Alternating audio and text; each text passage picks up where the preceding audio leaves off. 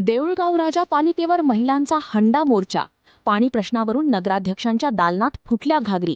शहरात गेल्या काही महिन्यांपासून निर्माण झालेल्या तीव्र पाणी टंचाईच्या निषेधार्थ आज 19 मे रोजी देऊळगाव राजा शहरातील नागरिका आणि विशेषतः महिलांच्या वतीने नगरपालिकेवर एक भव्य आणि आक्रमक हंडा मोर्चा काढण्यात आला.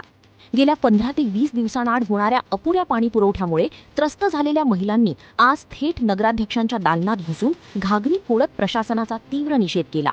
शहरातील पाणी प्रश्न दिवसेंदिवस गंभीर होत चालल्याने आज शहरातील सर्वसामान्य नागरिक आणि महिला रस्त्यावर उतरल्या. स्थानिक डॉक्टर बाबासाहेब आंबेडकर यांच्या पुतळ्यापासून या भव्य मोर्चाला सुरुवात झाली. हातात रिकामे हंडे आणि घागरी घेऊन महिलांनी प्रशासनाविरोधात घोषणाबाजी केली. हा मोर्चा थेट नगरपालिकेत धडकला.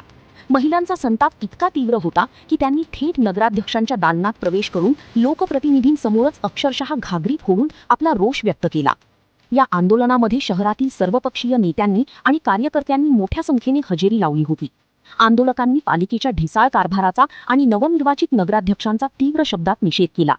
मोर्चा दरम्यान परिस्थिती कमालीची आक्रमक झाली होती, ज्यामुळे कायदा व सुव्यवस्थेचा प्रश्न निर्माण होऊ नये म्हणून पोलिसांनी तातडीने मध्यस्थी करत नागरिकांना शांत करण्याचा प्रयत्न केला.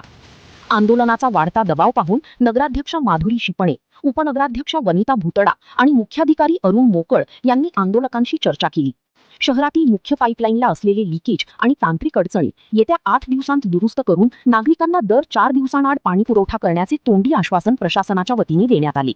प्रशासनाने जरी 8 दिवसांची मुदत मागितली असली तरी दिलेल्या मुदतीत जर हे आश्वासन पूर्ण झाले नाही आणि पाणी प्रश्न सुटला नाही तर यापेक्षाही अधिक तीव्र आणि उग्र आंदोलन छेडण्यात येईल, असा थेट इशारा शहरातील विरोधी पक्षनेते आणि संतप्त नागरिकांनी दिला आहे.